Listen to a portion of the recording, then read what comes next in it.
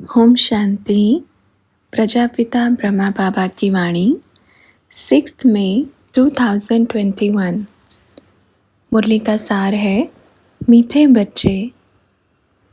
समय आने पर बाप ड्रामा को भी बदल सकता है, नियम में भी बदल कर सकता है, कायदे कानून भी बदल सकता है, पर ड्रामा बाप को कभी नहीं बदल सकता।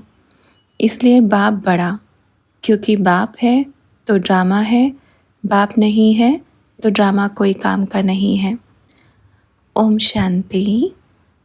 सभी बच्चों ठीक हो?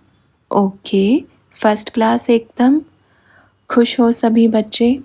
किसी को कोई टेंशन है? नहीं है ना? अच्छा, और बताओ आज क्या करें? आज क्या कोई समाचार देना है? सेवाओं का समाचार क्या है? आप बच्चे क्या सेवाएं कर रहे हैं? बच्चों ने जो सेवाएं की और जो ऑनलाइन सेवा चल रही है उसकी जानकारी बाबा को दी। तो बाबा ने कहा अच्छा है, भल करो और कोशिश करो अपनी तरफ से। अपने जो भी बच्चे हैं अपन जो सुनाते हैं वही कहें, किसी का भी दिल दुखाने वाली बात अपन को नहीं बोलना है। और बताओ कुछ समाचार है? तो बच्चों ने कहा बस बाबा, और आगे क्या सेवाएं करनी है, क्योंकि अभी तो लॉकडाउन है। तो बाबा ने कहा अभी जो ऑप्शंस या विकल्प बचा है उसके माध्यम से सेवा करें। कोई भी वीडियो बना के डालें, अच्छा है, चारों तरफ जावे, बहुत अच्छे से बना करके, भल छोटा सा बनावे। आज छोटा सुनना चाहते हैं। फिर बच्चों ने बाबा से कुछ प्रश्न किए। तो पहला प्रश्न बाबा से किया, बाबा मुरली में आया था, ड्रामा बड़ा या बाबा बड़ा? तो बाबा ने कहा ये तो वही बात हो गई कि मुर्गी पहले आई या अंडा पहले आया, यही हो गया ना। पहले आप बच्चे बताओ। तो किसी बच्चे ने कहा मुर्गी पहले आएगी, तो किसी ने कुछ कहा, किसी ने कुछ कहा। तो बाबा ने कहा देखो, हमेशा ये सोचना है कि कोई चीज़ कैसे पैदा हुई। जब मुर्गी अंडा देती है तो उसको फिर बच्चा बनने में टाइम लगता है, बड़ा होने में टाइम लगता है, मुर्गी तक होने में उसको टाइम लगता है। मतलब क्या? अपने बाप जैसा बनने में उसको कितना समय लगेगा ना। तो पहले कौन बड़ा? मुर्गी बड़ी। तो बाप कौन सी बात कर रहे हैं? अंडे और मुर्गी की बात कर रहे हैं। जब अंडा आता है तो उसके अंदर पहले बच्चा बनता है, उसको बड़ा होने में समय लगता है, लेकिन दिया तो मुर्गी ने है। ऐसे ही आज के टाइम में बोलते हैं बाबा बड़ा या ड्रामा बड़ा। ये कहने के लिए बाबा ने कहा ड्रामा में पार्ट हर एक आत्मा का है। मैं भी ड्रामा के बंधन में बंधा हुआ हूँ। इसका अर्थ क्या है? अगर ड्रामा बड़ा है तो भक्ति मार्ग में लिखा होता ड्रामा को याद करने से पाप कर्म विनाश हो जाएंगे। शास्त्रों में लिखा होता ड्रामा को याद नहीं करेंगे तो विकर्म बन जाएंगे। लिखा होता ना।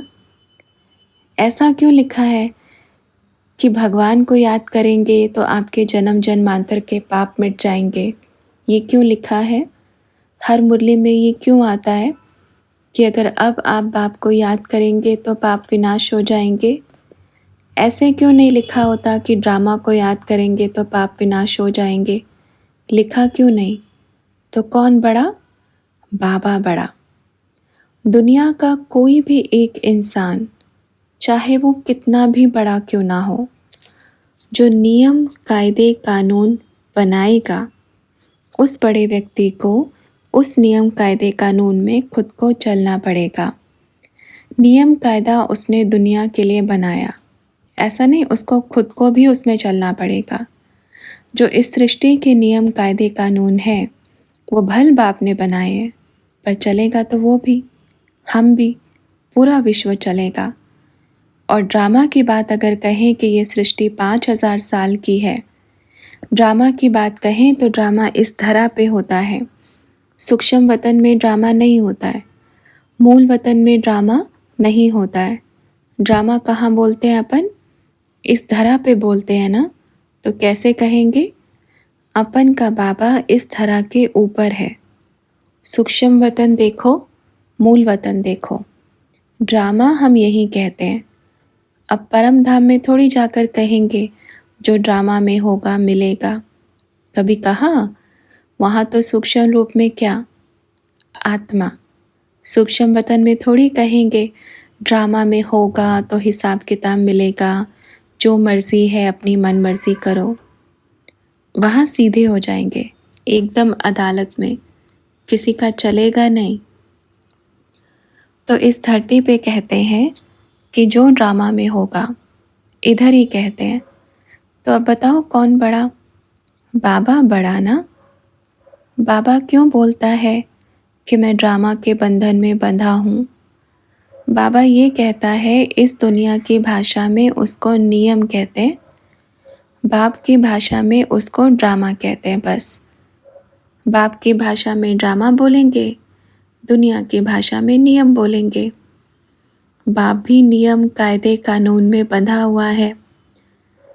लेकिन कई बच्चे कहते हैं बाप ने ड्रामा को बनाया या ड्रामा ने बाप को बनाया?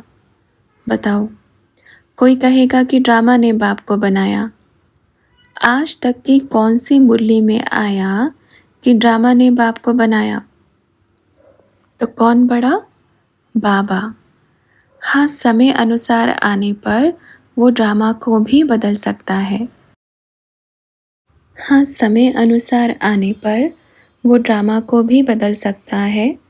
समय अनुसार आने पर वो नियम में भी बदल कर सकता है, कायदे कानून भी बदल सकता है, पर ड्रामा बाप को कभी नहीं बदल सकता।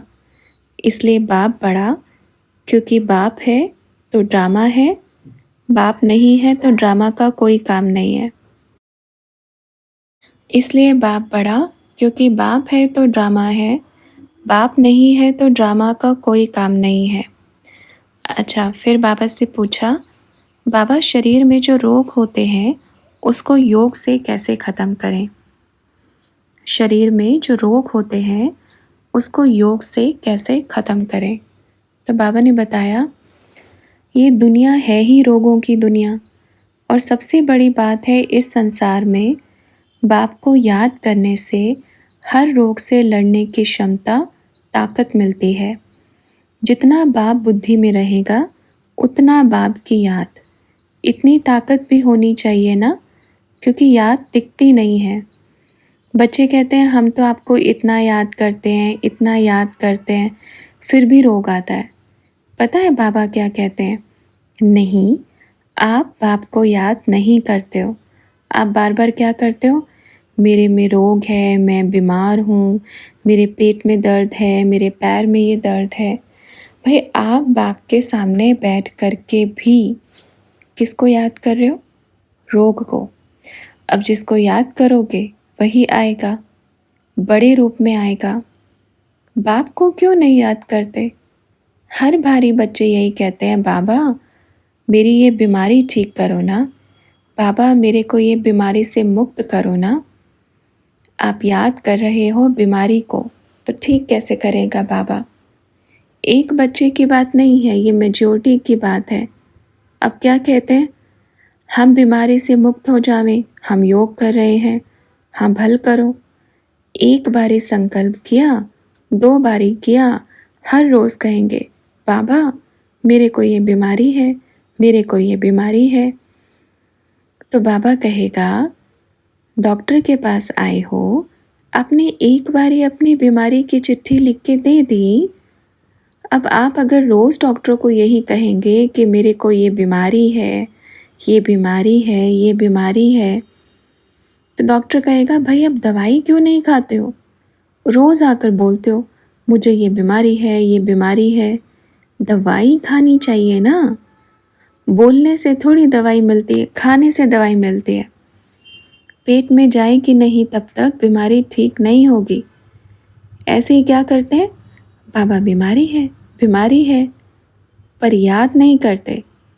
याद बीमारी को करते हैं, और डॉक्टर ने जो श्रीमत दी वो साइड में रख के आ गए। आज भी क्या करते हैं, मेरे को दवाई नहीं दिलाया, मैं बीमार हूँ। जो डॉक्टर के पास दवाई लेने जाते हैं तो खाते नहीं, फिर कहते हैं डॉक्टर अच्छा नहीं है। आपको क्या मालूम वो डॉक्टर अच्छा है या नहीं है?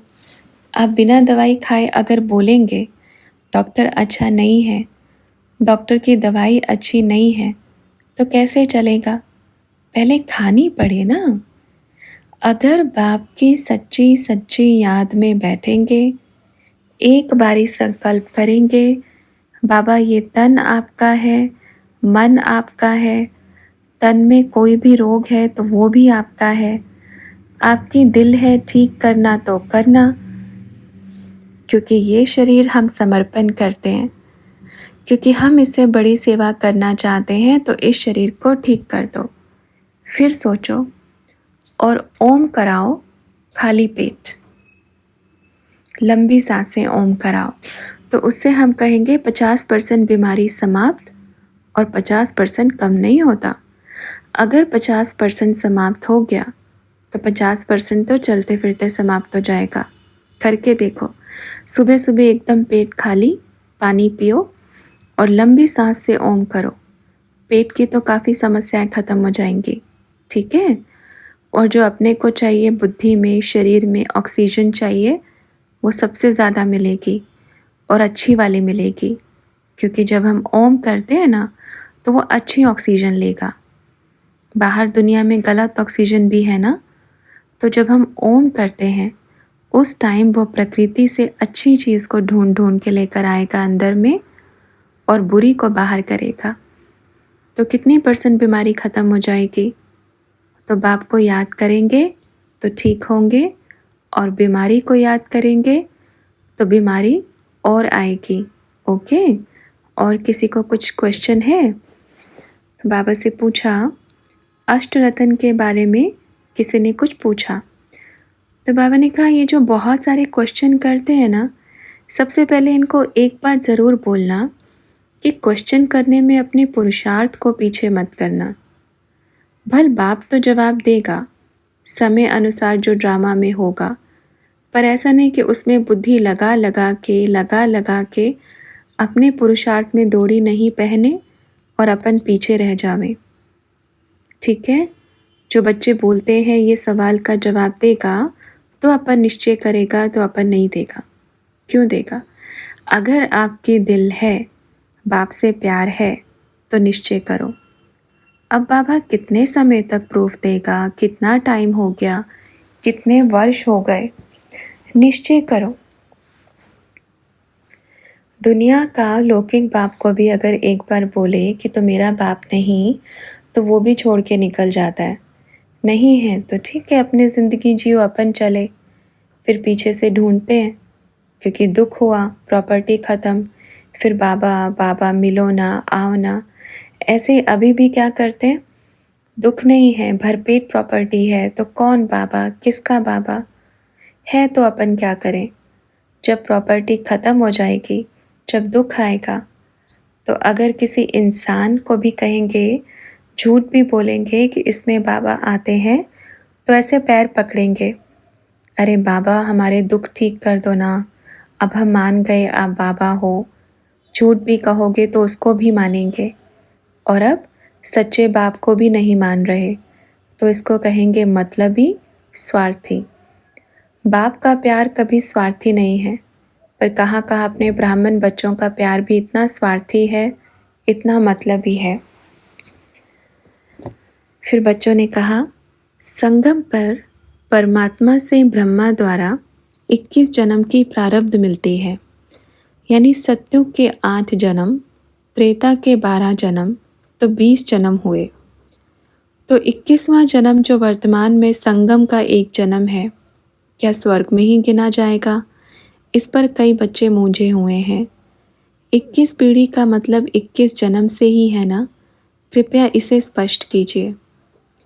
तो बाबा ने कहा, अच्छा, सबसे बड़ा स्पष्टीकरण है कि जब एक बच्चा बाप के साथ रहता है तो सबसे ज़्यादा सुखी होता है, तो उसका जन्म कहेंगे हीरे तुल्य, क्योंकि वो बाप के साथ है। सत्युग में अपन जाएंगे तो क्या मिलेगा?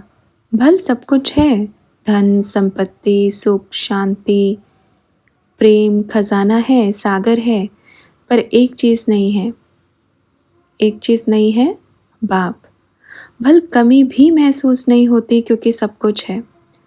तो ये जो इस वर्तमान समय का संगम युग है, जो सच्चे सच्चे सुख में है, मौज में है, उनका गिना जाएगा हीरे तुल्य 21वां जन्म। जो दुखी हैं, बाप का बन के भी रोते हैं, चिल्लाते हैं, गाली देते हैं, उनका नहीं है। उनके तो बस 20 में से भी कम है, वो डायरेक्ट सत्युग में नहीं आएंगे। धीरे धीरे जब सत्युग निकल जाएगा वो फिर बाद में धीरे धीरे आएंगे। और जो इस समय मौज में है, वहाँ मेरा बाबा मिला है, मैं भरपूर हूँ, मैं संतुष्ट हूँ, मैं निश्चिंत हूँ, मैं बेफिक्र हूँ। उनका है हीरे तुल्य जन्म। जो बाप की छत्र छाया में है, नाच रहे हैं, गा रहे हैं, खुशी मना रहे हैं, उनका हीरे तुल्य जन्म है।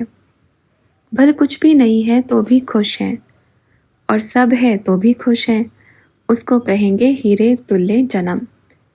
क्योंकि वो बच्चे बाप के साथ मौज में हैं। तो वो जो जन्म है, ये संगम युग का जो जन्म है, वो 20 जन्मों के साथ ही गिना जाएगा। ठीक है, इसमें कंफ्यूज होने वाली बात ही नहीं। आपको अभी ज्ञान मिला तो समझ में आया ना, डायरेक्ट सत्युग में जाके थोड़ी ज्ञान मिला, यहाँ ज्ञान मिला ना। सबको जानते हुए भी, सृष्टि के आदि मध्य अंत को जानते हुए भी इतना दुख लिए, इतना सब कुछ हुआ, सब कुछ जानते हैं तब भी खुशी में है, मौज में है। बोलते हैं ना, जो राज को नहीं जानते वो नाराज़ होते हैं, और जिसने राज को जान लिया वो राज़ी होकर खुशी में नाचते हैं। फिर किसी ने पूछा, लेकिन बाबा ये 21वां जन्म है, जैसे आधे बच्चों ने तो बाबा के साथ मनाया, लेकिन अभी वाले बच्चे जो बाबा के साथ नहीं हैं, उनका क्या 21वां जन्म माना जाएगा? तो बाबा ने कहा, अभी वर्तमान समय आएंगे ना, धीरे धीरे आएंगे ना, वो भी तो आएंगे, उनको भी तो सुख मिलेगा, मौज मिलेगा।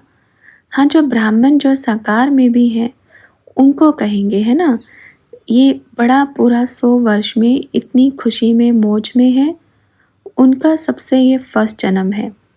ये 21वां जन्म कहेंगे या पहला जन्म कहेंगे, या यहाँ से शुरुआत करेंगे, कुछ भी लगा लो।